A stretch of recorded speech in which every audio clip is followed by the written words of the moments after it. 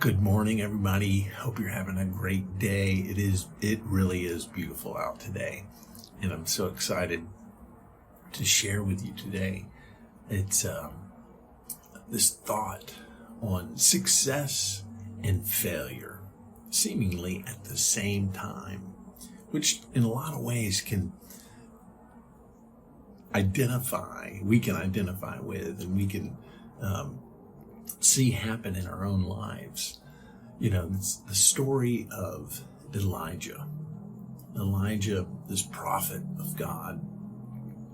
He's trying to call the nation back and telling them to change what they're doing and stop following these other gods. In this instance, the prophet or the god of Baal, or Baal, as people would pronounce it. And he's calling them out. And the Israelite leader, Ahab, he has married Jezebel, and she has led him astray and following her ways. And so the whole nation's going along in that way. And so Elijah has this encounter on the top of the mountain. He's taking on these prophets of Baal, and it's kind of a comical scene because, you know, there's this challenge going on, and the prophets of Baal build their altar, and they're trying to get their God to consume the sacrifice that they've put up. And so, you know, Elijah's egging them on. Hey, is your God sleeping? Did he go on vacation? You know, he's just mocking them the whole time. And then ultimately, you know, for the second time in Scripture, a 12 rock monument is built around the altar that Elijah builds. And he pours the water over top of the bowl, and it drenches, you know, the trough around it. And finally, you know, he prays this 60 plus word prayer, just a simple prayer. And God sends fire down and consumes everything. And the people fall to the ground and begin to worship God again. And so, and they slaughter those prophets there. And, you know, here's this whole miraculous thing taking place. And here's this judgment that falls from God. And you would think that, well, you know, Ahab and Jezebel, they'd get it, you know, and they would say, you know, let's turn back to God. I'll follow your God, Ahab. And Jezebel doesn't. It turns her the other way. And she said, you know, declares, Elijah, I'm going to have your head by this time tomorrow. I'm going to cut your head off. And so the great mighty prophet, you know, that's just had this awesome success, and man of faith, you know, we cling to, we think about, what does he do? He tears off and runs for his life. And, you know, and goes out into the wilderness. And there he says, just let me die, God. Just end this thing, you know. And here he was defeating these prophets, all these prophets.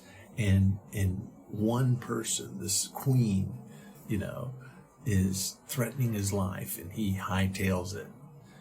And in so many ways, that dichotomy of living, we can identify with. In so many ways, we're like, man, we trust God. And in so many ways, we're like, I'm hightailing it out of this situation, and I'm done. And we do this whole success and failure thing constantly. We are, you know, we don't do that because we were flawed in the design by God. We do that because of our own decision-making process. We do that in our own, you know, which, you know, I shared recently of the greatest gift God ever gave us was choice. We choose to just be fearful. He operates out of fear instead of what he had just done out of faith. And, you know, so many times it's easier to operate out of fear. We are all guilty of it. And we all have probably seen some successes in our faith. And we've seen probably way too many failures. in fearful moments in our walk also. And I just want to encourage you today, be people of faith, not fearful, not afraid to venture into the things of God, and not afraid to stand strong. It's hard. That's why Paul calls it the good fight of faith. It's a fight. It's so easy to just say, well, I can't be successful at this walk. I can't do it. And give up and run and just say, Lord, just kill me. That was his prayer. Just kill me. I mean, he is, all of these characters in Scripture are Messiah-type, archetype characters. And he is the antithesis or the opposite of what the Messiah-type character should be doing. Jonah was the same way. I shared last week. He runs from the battle and runs from what God's calling him to. And so I just want to encourage you with that. Be fearless. Be faith-filled. And I hope you have a great week. God bless you with health and healing and wisdom and knowledge and power and prosperity and the gifts and the fruits of the Spirit of God to be evident and flowing in your life. Love you.